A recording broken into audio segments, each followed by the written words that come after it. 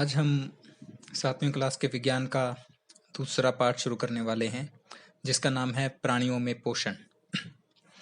पिछले अध्याय में हमने पढ़ा था पादपों में पोषण, यानी कि पौधों के अंदर खाद्य पदार्थों का अवशोषण कैसे होता है, पोषण कैसे होता है। इसमें हमने देखा कि पोषण 2 प्रकार का होता है, स्वपोषण और विषम पोषण। उसके बाद इस दुनिया में केवल पौधे ऐसे जीव हैं जो अपना भोजन स्वयं बना सकते हैं, तो सभी जीवों को जो भोजन मिलता है वो पौधों से ही मिलता है, चाहे वो सीधे पौधों से मिले या दूसरे प्राणी पौधों को खाते हैं, उन प्राणियों को कोई और प्राणी खाए और कोई जंतु खाए, उस हिसाब से मिले। लेकिन सबको जो भोजन मिलता है वो अंततः पौधों से ही मिलता है। उसके बाद हमने बात की थी पौधों में भोजन बनाने की विधि, प्रकाश संश्लेषण की। जब पौधे क्लोरोफिल की सहायता से सूर्य के प्रकाश की मौजूदगी में अपना भोजन तैयार करते हैं, उस प्रक्रम को प्रकाश संश्लेषण कहते हैं। उसके बाद हमने बात की थी कि पौधों में पोषण की अन्य विधियां भी हैं, परजीवी पौधे भी होते हैं, मृतजीवी पौधे भी होते हैं। तो ये सब हमने पढ़ा था पौधों के अंदर पोषण। इस पाठ में हम पढ़ेंगे प्राणियों में पोषण, यानी कि मनुष्य के अंदर जो पोषण है वो किस प्रकार से होता है। मनुष्य के अलावा कुछ जंतुओं के बारे में बात करेंगे, कुछ सूक्ष्म जीवों के बारे में बात करेंगे। तो आइए शुरू करते हैं प्राणियों में पोषण। तो सबसे पहले बात आती है पोषण की, कि पोषण होता क्या है। इससे पहले हम जान चुके हैं कि पोषक तत्व किन्हें बोलते हैं। पोषक तत्व जैसे कि कार्बोहाइड्रेट, प्रोटीन, विटामिन, मिनरल, रुक्षांश आदि को, और ये हमारे शरीर की वृद्धि के लिए, स्वास्थ्य के लिए, रोगों से दूर रहने के लिए आवश्यक है। अब बात आती है पोषण किसे कहते हैं। पोषण के अंदर जो लिखी हुई बातें आपको दिख रही है वो सभी आती है। पोषक तत्वों की आवश्यकता क्या है, मतलब शरीर को कौन कौन से पोषक तत्व चाहिए, क्यों क्यों चाहिए। दूसरा, आहार अंतर्ग्रहण की विधि। आहार अंतर्ग्रहण का क्या अर्थ है कि जो हम खाद्य पदार्थ ले रहे हैं, खा रहे हैं, उनको हम किस किस तरीके से खा सकते हैं। जीव अलग अलग तरीके से खाद्य पदार्थों को खाते हैं। तीसरा आता है शरीर में उपयोग की विधि। विभिन्न पोषक तत्व शरीर के अंदर कैसे उपयोग होते हैं, कहाँ जाकर उनका पाचन होता है, ये सभी शरीर के अंदर उपयोग की विधि में आते हैं। क्योंकि सभी पोषक तत्वों को या सभी खाद्य पदार्थों को हमारा शरीर पाचन नहीं कर सकता, तो शरीर में उनका कैसे उपयोग होता है। तो ये तीनों चीजें हम पढ़ेंगे पोषण के अंदर। अब हम बात करते हैं पाचन की। पाचन क्या होता है। आपने बहुत बार सुना होगा कि वो खाद्य पदार्थ पचने में आसान है, ये अगर भोजन हम करेंगे तो इसका पाचन आसानी से नहीं होता है, ऐसी सभी बातें। तो अगर मैं बात करूं पाचन जो भी भोजन हम खाते हैं, जब वो अपने पेट के अंदर जाता है, अपने शरीर के अंदर जाता है, तो उस भोजन से सभी पोषक तत्वों को प्राप्त करना, शरीर को ऊर्जा मिलना ही पाचन कहलाता है। और अगर मैं विज्ञान की भाषा में कहूँ, जटिल पदार्थों का सरल पदार्थों में टूटना या परिवर्तित होना विखंडन कहलाता है, और इसी प्रक्रिया को ही पाचन कहते हैं। साधारण शब्दों में आपको मैं बताऊं, जैसे यहाँ पे एक मैंने उदाहरण दिया है, स्टार्च का एक अणु आपको दिखाया गया है। स्टार्च अगर जब हम खाते हैं, स्टार्च बोलते हैं मंड को, और अगर आपको ध्यान हो तो हम छठी कक्षा में पढ़ चुके हैं कि गेहूं आदि जितने भी अनाज है, सबसे हमें मंड प्राप्त होता है, जिसे हम कार्बोहाइड्रेट कहते हैं। कार्बोहाइड्रेट हमारा शरीर सीधे अवशोषित नहीं कर सकता, उसका प्रयोग नहीं कर सकता, उसको सरल अणुओं में तोड़ना पड़ता है। इसी तोड़ने को, इसी विखंडन को पाचन कहते हैं। जैसे कि आप जरा सोचिए, अगर हम सब्जी बनाना चाहते हैं गोभी की, तो उसकी सब्जी बनाने के लिए हम उसे काटते हैं। हम ऐसे की ऐसी सारी गोभी की सब्जी नहीं बनाते हैं, ठीक है। थोड़ा सा फर्क है पाचन में और सब्जी को काटने में, लेकिन ये समझाने के लिए कि जैसे अपने को सब्जी को छोटे छोटे टुकड़ों में काटना पड़ता है ताकि हम आसानी से सब्जी बना पाएं, उसके अंदर अपने जो मसाले हैं वो या पानी है वो आसानी से मिल पाए, इसी तरह जो पोषक तत्व अपने अंदर जाते हैं, प्रोटीन जाता है, वसा जाती है, कार्बोहाइड्रेट जाते हैं, उनको ऐसे टुकड़ों में तोड़ना, ऐसे पदार्थों में तोड़ना जिसे शरीर आसानी से ग्रहण कर सके, अवशोषित कर सके, प्रयोग कर सके, पाचन कहलाता है। जो भी आप स्क्रीन पर देख रहे हैं वो विभिन्न पोषक तत्वों का पाचन होने के बाद जो सरल पदार्थ बनते हैं वो दिखाए गए हैं। इसको हम आगे अध्ययन करेंगे जब हम अपने पाचन तंत्र का अध्ययन करेंगे। जैसे कि स्टार्च मॉलिक्यूल टूट जाता है माल्टोज के अंदर, कार्बोहाइड्रेट टूट जाता है ग्लूकोज के अंदर, ऐसे ही प्रोटीन और पॉलीपेप्टाइड्स जो पोषक तत्व होते हैं वो शरीर के एंजाइम के द्वारा अभिक्रिया करने पर पेप्टाइड्स में टूट जाते हैं। वसा के जो अणु होते हैं वो ग्लिसरॉल और वसा अम्ल में परिवर्तित हो जाते हैं।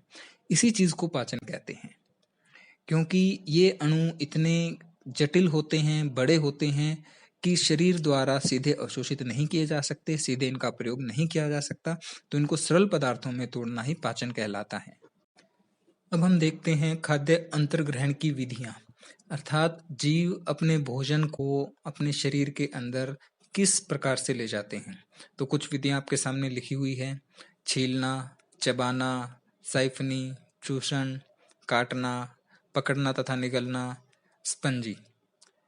जैसे हम मनुष्य अपने भोजन को चबाते हैं और आपने अगर देखा हो सांप या अजगर अपने भोजन को पकड़कर निगल जाते हैं। चूषण मतलब आपने देखा होगा मधुमक्खियां या फिर जो तितलियां होती हैं वो फूलों से मकरंद को चूसती है। तो ये कुछ विधियां हैं खाद्य अंतर्ग्रहण की। तो आपको देखना है कि कौन कौन से जीव ऐसे हैं जो छील कर खाते हैं, जो चबा कर खाते हैं, चूषण करते हैं, साइफनी के द्वारा खाते हैं, काटना, पकड़ना या निगलना या स्पंजी। तो आपको सबके बारे में सोचना है और अपनी नोटबुक में लिखना है कौन कौन से जीव किस विधि से खाद्य अंतर्ग्रहण करते हैं। अब इसमें से कुछ विधियां थोड़ी सी मुश्किल है, जो आपने नहीं सुनी होगी, उनके बारे में मैं थोड़ा सा आपको बता देता हूँ। एक है साइफनिंग। साइफनिंग का मतलब चूसना ही होता है। साइफनिंग और चूषण में थोड़ा सा फर्क ये है कि साइफनिंग करते हैं तितलियां और मधुमक्खियां। ये जब फलों का रस चूसते हैं तो उस विधि को साइफनिंग कहते हैं। और जब मच्छर जैसे जीव अपने शरीर के अंदर अपना डंक डालकर जैसे भी अपना खून चूसते हैं उसे चूषण कहते हैं। स्पंजिंग एक ऐसी विधि है जो कि अपने घर की मक्खियां होती हैं, वो क्या करती है, अपना सलाइवा यानी कि अपनी लार, जो भोजन उन्हें खाना है उसके ऊपर डाल देती है। उस लार में जब वो घुल जाता है तो उस भोजन को वो अपने अंदर अंतर्ग्रहण कर लेती है। बाकी सभी विधियां आपको आती हैं, आप कर लेना ध्यान से। और इन सभी विधियों के बारे में आपको लिखना है कि कौन कौन से जीव हैं जो इन विधियों का इस्तेमाल करते हैं। हमने खाद्य अंतर्ग्रहण की विभिन्न विधियां पढ़ी और हम मनुष्य चबाकर भोजन को खाते हैं। हम मुख द्वारा भोजन का अंतर्ग्रहण करते हैं, इसे पचाते हैं, फिर इसका उपयोग करते हैं। और जो बिना पचा हुआ जो भाग है वो मल यानी कि टॉयलेट के रूप में हम निष्कासित कर देते हैं, बाहर निकाल देते हैं। अब हमें ये देखना चाहिए कि जब हम अपना भोजन मुंह के अंदर ले जाते हैं उसके बाद कौन कौन से अंग में भोजन जाता है, उसके साथ क्या क्या होता है, कैसे पोषक तत्व वहां से निकाले जाते हैं। आइए हम पढ़ते हैं। तो मानव में जब पाचन होता है तो जो अभी आपके स्क्रीन पर लिखे हुए हैं ये शरीर के वो अंग हैं जो अपने पाचन तंत्र का हिस्सा हैं। मुख गुहिका, ग्रसिका, आमाशय, क्षुद्रांत इसे छोटी आंत कहते हैं, बृहदांत्र इसे बड़ी आंत भी कहते हैं, और मलद्वार। और इस सारे पाचन तंत्र को आहार नाल भी कहा जाता है। तो कौन से अंग में भोजन के साथ क्या क्या होता है वो हम एक एक करके पढ़ेंगे। अभी आपके सामने स्क्रीन पर मानव का पाचन तंत्र है। अगर आप ऊपर से देखना शुरू करें तो जीवा यानी कि अपनी जीभ, मुंह जिसे मुंह, दांत और जीभ इन सब को मिलाकर मुख गुहा कहा जाता है। उसके बाद है ग्रसिका। ग्रसिका आहार नली है, जब गले से और जो आमाशय तक जाती है। उसके बाद हम आते हैं आमाशय के ऊपर। आमाशय में भोजन जाने के बाद क्षुद्रांत्र आती है, बृहदांत्र आती है और उसके बाद गुदा द्वार से मल बाहर निकल जाता है। इसके बीच में बहुत सारी अपनी ग्रंथियां हैं, जैसे कि पित्ताशय, पित्तनली, यकृत, अग्न्याशय आदि। इन सब का हम अध्ययन करेंगे। आइए हम शुरू करते हैं भोजन का सफर। सबसे पहले भोजन जाता है हमारे मुंह के अंदर। जैसे ही हमने टुकड़ा मुंह के अंदर लिया, जिसे हम मुंह कुहिका कहते हैं, वहां पर दांत, जीभ इसे छोटे टुकड़ों में तोड़ने का काम करते हैं। लाला ग्रंथि से एक लार नाम का एंजाइम निकलता है जो भोजन के पाचन का काम करता है। मुख के बाद भोजन जाता है एक लंबी सी नली में, जिसे हम इसोफेगस या ग्रसिका बोलते हैं। इससे होकर भोजन आमाशय में जाता है। आमाशय के अंदर हाइड्रोक्लोरिक एसिड होता है जो जीवाणुओं को मार देता है, और इसकी जो आंतरिक सतह है वो कई प्रकार के रस स्रावित करती है जो भोजन के पाचन में सहायक है। अब इससे आगे जो आप ये स्लेटी रंग की एक ग्रंथि देख रहे हैं, इसे लीवर या यकृत बोलते हैं। जो आपने येलो कलर का साइन देखा उसके पास, उसके नीचे है एक हरे रंग की जो ग्रंथि दिख रही है, जब इसको बोलते हैं पित्ताशय या गाल ब्लैडर। और नीचे जो आपको एक पीले रंग की ग्रंथि दिख रही है वो अग्न्याशय या पेनक्रियास बोलते हैं। ये सारी ग्रंथियां तरह तरह के पाचक रस स्रावित करती हैं जो भोजन को पचाने में सहायक हैं। यकृत शरीर की सबसे बड़ी ग्रंथि है। इन सबसे जो पाचक रस निकलते हैं वो छोटी आंत के अंदर जाकर भोजन को पाचन करने में सहायक है। अभी आमाशय के बाद जैसे आप देख रहे हैं भोजन अभी चल रहा है स्मॉल इंटेस्टाइन में, यानी कि छोटी आंत के अंदर। इसके अंदर ज्यादातर पोषक तत्वों का अवशोषण हो जाता है। ये जो संरचनाएं आप उंगली की तरह देख रहे हैं, इन्हें दीर्घ्रोम या रसांकुर बोलते हैं, यानी कि विली। ये भोजन के पाचन में सहायक है। इनके बारे में हम आगे पढ़ेंगे। यहाँ पर बहुत सारी रक्त वाहिकाएं होती है जो भोजन से पोषक तत्व लेकर सारे शरीर को पहुंचा देती है।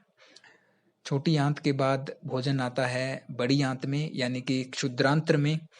इसके अंदर अर्ध ठोस भोजन रहता है, पाचन नहीं होता, इसके अंदर पानी का अवशोषण होता है। इसके बाद मल द्वार से भोजन मल के रूप में बाहर निकल जाता है। और जो आपने अभी देखा ये भोजन का सफर था मुख गुहिका से लेकर मल द्वार तक। अभी हम एक एक करके सभी अंगों की बात करेंगे कि भोजन जब उन अंगों में जाता है तो भोजन के साथ क्या होता है। सबसे पहले बात आती है मुख एवं मुख गुहिका की। इसके अंदर 3 चीजें आती है, दांत, जीभ व लाला ग्रंथि। इस मुख गुहिका के अंदर ही भोजन का पाचन शुरू हो जाता है।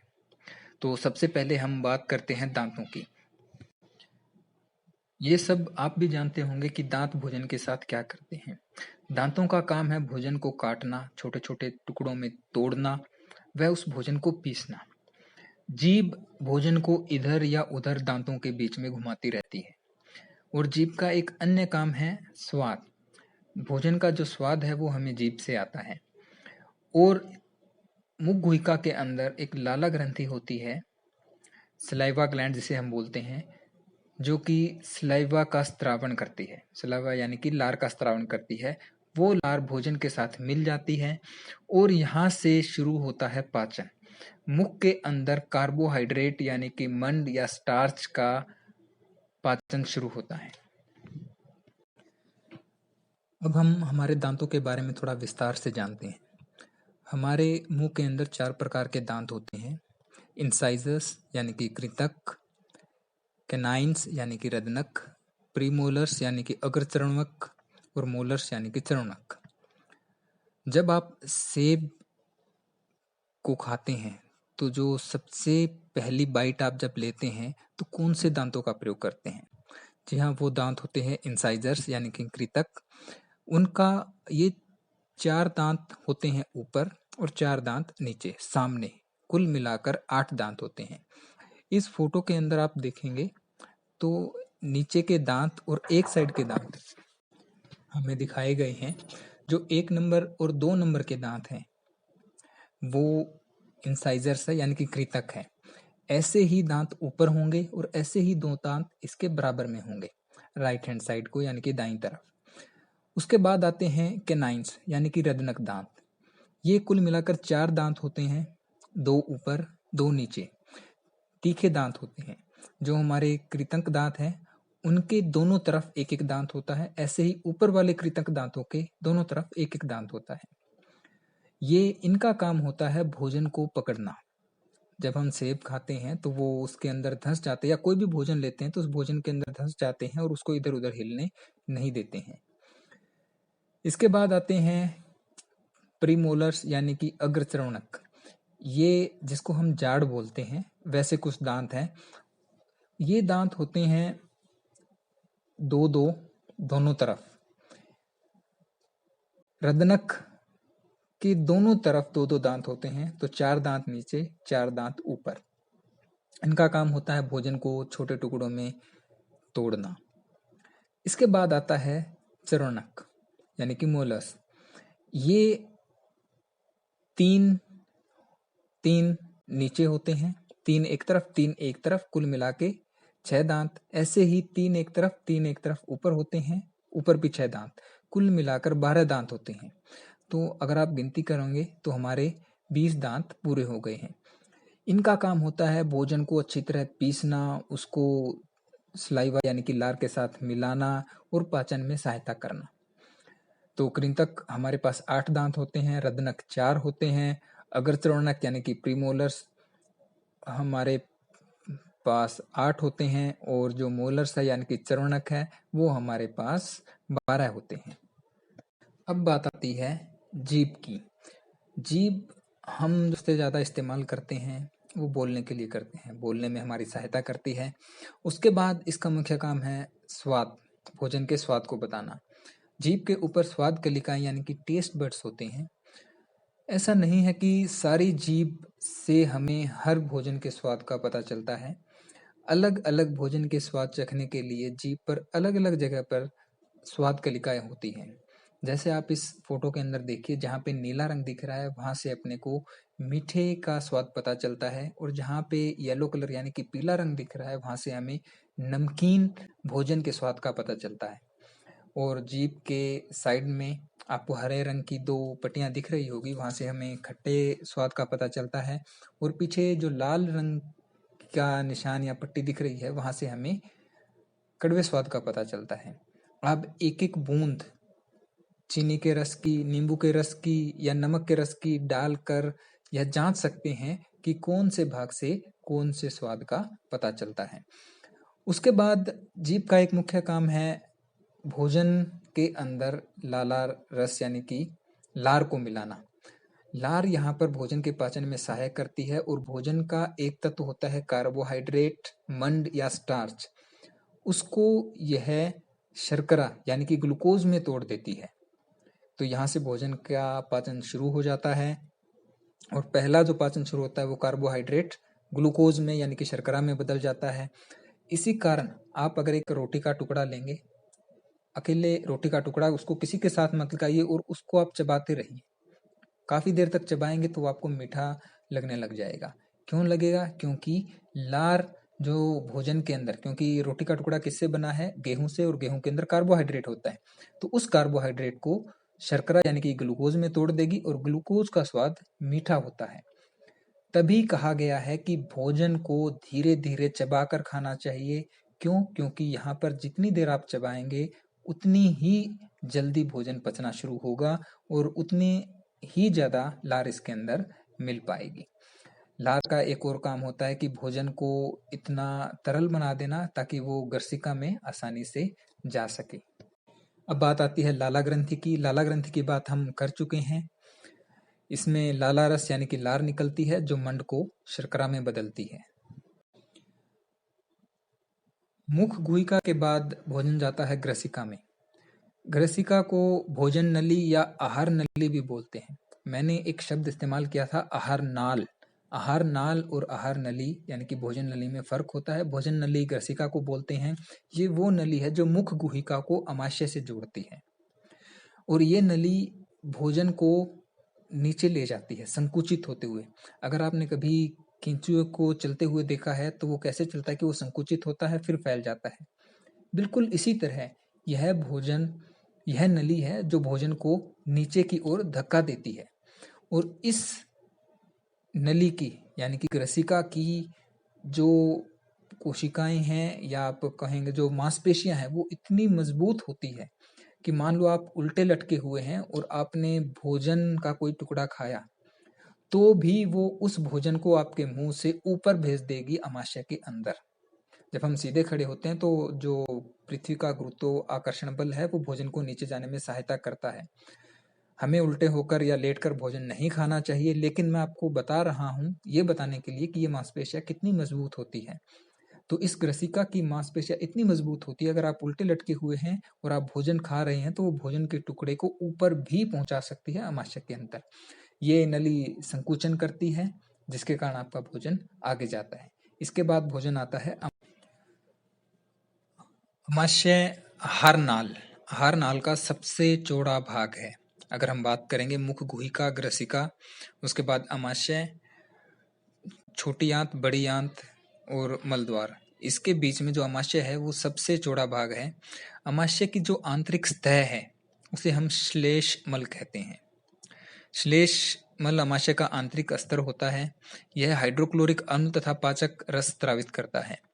हाइड्रोक्लोरिक अम्ल है जो कि जीवाणुओं को मारने में, अगर कोई जीवाणु या कोई ऐसे हानिकारक सूक्ष्म जीव अपने भोजन के साथ अंदर आ जाते हैं तो हाइड्रोक्लोरिक अम्ल उन्हें मार देता है। और हाइड्रोक्लोरिक अम्ल भोजन के साथ मिलकर भोजन को अम्लीय बनाता है, जिसके कारण जो पाचक रस होते हैं वो अभिक्रिया करने में आसानी होती है और पाचन आसानी से होता है।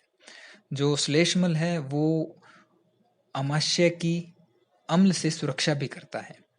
उसके बाद जो आमाशय स्रावित करता है वो है पाचक रस, उसे जठर रस भी बोलते हैं। यह भोजन को पाचन करने में आसान बनाता है और यहाँ पर प्रोटीन को सरल पदार्थों में तोड़ा जाता है। तो आमाशय में मुख्यतः प्रोटीन का पाचन होता है। और कौन कौन से पाचन होते हैं ये हम थोड़ा आगे जाकर पढ़ेंगे जब हम ग्रंथियों के बारे में चर्चा करेंगे। अब हम बात करते हैं ग्रंथियों की। आपके सामने जो पिक्चर है, जो फोटो है, उसके अंदर आपको दो ग्रंथियां दिखाई दे रही हैं। एक है यकृत, एक है अग्न्याशय। यकृत शरीर की सबसे बड़ी ग्रंथि है। आपने वीडियो में देखा होगा, यह पित्तरस स्रावित करती है। और इस ग्रंथि के नीचे जो एक हरे रंग की थैली आपको दिखाई दे रही है वो है पित्ताशय। इसके अंदर पित्तरस संग्रहित या इकट्ठा होता रहता है। यकृत का रंग लाल भूरा कुछ ऐसा होता है और यह जो अपना पेट है उसके ऊपर दक्षिणी ओर स्थित होती है। पित्तरस वसा के पाचन में सबसे महत्वपूर्ण काम पित्तरस निभाता है।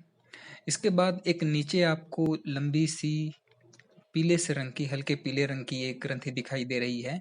यह है अग्न्याशय और यह अग्न्याशयिक रस को स्रावित करती है। यह रस कार्बोहाइड्रेट और प्रोटीन पर क्रिया करता है, उनको सरल रूप में परिवर्तित करता है, अर्थात यह कार्बोहाइड्रेट और प्रोटीन के पाचन के लिए आवश्यक है। आमाशय से निकलने के बाद भोजन छोटी आंत यानी कि क्षुद्रांत्र में प्रवेश करता है। और छोटी आंत एक 7 या 8 मीटर के लगभग लंबी अत्यधिक कुंडलित नली है। जो आप लाल रंग का भाग देख रहे हैं इस फोटो के अंदर जो घूमता हुआ कुंडलित है वो छोटी आंत है। जब भोजन इसके अंदर प्रवेश करता है तो यकृत और अग्न्याशय जो आपने ग्रंथियां देखी थी वो उसके अंदर पाचक रस स्रावित कर देती हैं, जो कार्बोहाइड्रेट, वसा व प्रोटीन के पाचन में महत्वपूर्ण भूमिका निभाते हैं। तो जब भोजन इस नली के अंत तक पहुंच जाता है तब छोटी आंत के अंदर आंतररस प्रवाहित होता है, स्रावित होता है, जो कार्बोहाइड्रेट को सरल शर्करा जैसे कि ग्लूकोज में परिवर्तित कर देता है, वसा को वसा अम्ल एवं ग्लिसरॉल में तथा प्रोटीन को एमिनो अम्ल में परिवर्तित कर देते हैं। इस क्षुद्रांत या छोटी आंत के अंदर दीर्घरोम या रसांकुर होते हैं, जो कि हमने पीछे वीडियो में देखे थे। वो क्या करते हैं कि छोटी आंत के अंदर क्षेत्रफल को बढ़ा देते हैं, जिसके कारण भोजन छोटी आंत के संपर्क में ज्यादा आता है, वह उसका अवशोषण जल्दी हो जाता है और पोषक तत्व हम जल्दी से प्राप्त कर लेते हैं। यहाँ पर रुधिर वाहिकाओं का जाल होता है, मतलब छोटी आंत से जो भोजन के पोषक तत्व है वो अपने खून के अंदर मिल जाते हैं और यहाँ से सारे शरीर के अंदर भोजन जाता है। जब सारे शरीर के अंदर भोजन चला जाता है तो उस भोजन को, जो कि अब छोटे सरल टुकड़ों में टूट चुका है जैसे कि ग्लूकोज में, एमिनो अम्ल में या वसा अम्ल में, उसको शरीर के बाकी भागों में, बाकी हिस्सों में जाकर कुछ जटिल पदार्थ बनाए जाते हैं जो हमारे शरीर के लिए आवश्यक होते हैं। और इन सरल पदार्थों से, पोषक तत्वों से जटिल पदार्थ या अणु बनाने की जो प्रक्रिया है उसे स्वांगीकरण कहते हैं। जैसे मैं आपको एक उदाहरण देता हूँ, ग्लूकोज है जो ऑक्सीजन के साथ अभिक्रिया करता है, उससे वहां से हमें ऊर्जा मिलती है, कार्बन डाइऑक्साइड बनती है और जल बनता है। तो जो चीजें शरीर को जरूरत होती है वो शरीर ले लेता है, और जो चीजें नहीं जरूरत होती उसे क्षुद्रांतर में भेज दिया जाता है। सॉरी, क्षुद्रांतर नहीं, बृहदांत्र यानी कि बड़ी आंत में भेज दिया जाता है। अब जो आप फोटो देख रहे हैं वो बृहदांत्र है, यानी कि बड़ी आंत है। यह छोटी आंत के चारों ओर होती है। इसके अंदर मुख्यतः जल का अवशोषण होता है और कुछ लवणों का अवशोषण भी इसके अंदर होता है। इसके अंदर जो भोजन का बचा खोचा भाग है, जो पाचित नहीं हो पाता है या पचने लायक नहीं है, वो अर्ध ठोस रूप में आ जाता है, और उसके बाद इस बृहदांत्र यानी कि बड़ी आंत के आखिरी सिरे पर मल द्वार होता है, जहां से यह अपशिष्ट पदार्थ के रूप में बाहर निकल जाता है, जिसे हम निष्कासन कहते हैं। तो हमने जो अभी पढ़ा वो आहार नाल था, मानव पाचन तंत्र था, कि हम भोजन का अंतर्ग्रहण करते हैं, उसका पाचन करते हैं, फिर उस पाचन के अंदर हम अवशोषण करते हैं, फिर स्वांगीकरण करते हैं, फिर जो बचा हुआ भाग है, अपचित भाग है, उसका हम निष्कासन कर देते हैं मल के रूप में। अभी हमने बात की मनुष्य की या मानव की आहार नाल की या मनुष्य के पाचन तंत्र की। अब हम बात करते हैं घास खाने वाले जंतुओं में पाचन। अभी आप एक चीज को नोट करना, देखना, अगर आपके घर में भैंस है, गाय है या कोई भी घास खाने वाले जीव है, आप उनको नोटिस करना दिन में जब आपने उनको कोई भोजन ना दिया हो। आप देखते हैं कि हम सुबह और शाम जानवरों को, इनको भैंस या गाय को चारा देते हैं। दिन के अंदर जब उनको हम चारा नहीं देते हैं तो भी वो बैठे हुए अपना मुंह चलाते रहते हैं। अब आपको ये पता करना है कि वो अब अपना मुंह क्यों चला रहे हैं, जबकि वो उनके सामने चारा नहीं है। चारा हम उनको सुबह देते हैं या शाम को देते हैं, दोपहर के समय भी वो अपना मुंह चलाते हैं, तो वो क्या कर रहे हैं। तो अब हम शुरू करते हैं घास खाने वाले जंतुओं का पाचन। तो जब हम इन पशुओं को घास डालते हैं या कोई चारा डालते हैं, तो वो जल्दी जल्दी निगल कर आमाशय के एक भाग में भंडारित कर लेते हैं। वो उसको तब चबाते नहीं हैं, वो जल्दी से केवल निगल लेते हैं, और जहाँ पे वो उसको भंडारित करते हैं उसे रुमेन कहते हैं। रुमेन मतलब प्रथम आमाशय कहलाता है। और ऐसे जीवों को जिसके अंदर रुमेन होता है उन्हें हम रूमिनेंट बोलते हैं। अब रूमिनेंट जीवों का प्रकार है, इसके अंदर आमाशय 4 भागों में बंटा होता है। रुमेन के अंदर भोजन का आंशिक पाचन होता है। रुमेन मतलब जहां सबसे पहले पशु भोजन को निगल कर एक बार संग्रहित या भंडारित कर लेते हैं, उसके बाद ये क्या करते हैं कि इसको छोटे छोटे गोले से बनाकर, पिंडकों में बनाकर दोबारा मुंह के अंदर लेकर आते हैं, और जिसे वो चबाते रहते हैं। इस पर जो ये क्रिया है या प्रक्रम है, इसको रोमंथन बोलते हैं, या अगर हम बात करें तो इसको जुगाली करना बोलते हैं। घास के अंदर कार्बोहाइड्रेट होता है सेल्यूलोज के रूप में। अगर आपको याद हो तो हमने पिछली कक्षाओं में पढ़ा था, जो घास के अंदर सेल्यूलोज होता है, और सेल्यूलोज को पचाना थोड़ा सा मुश्किल है।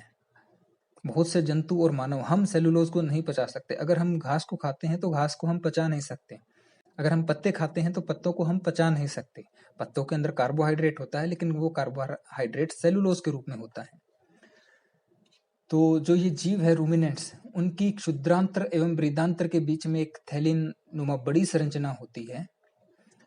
उसके अंदर कुछ खास किस्म के जीवाणु उपस्थित होते हैं जो कि सेल्यूलोज का पाचन करते हैं। ये जीवाणु मनुष्य के आहार नाल में नहीं होते, इसलिए हम सेल्यूलोज का पाचन नहीं कर सकते। तो अब हमने जाना कि जो घास वाले खाने वाले जंतु हैं, उनमें पाचन करने के लिए रुमेन नाम की एक खास जगह होती है, और जो एक थैलीनुमा जगह होती है उसके अंदर कुछ खास जीवाणु होते हैं जो सेलुलोज का पाचन कर सकते हैं। जो ये पिंडक बाहर निकालते हैं रुमेन में से, उसे हम जुगाल या कड भी बोलते हैं।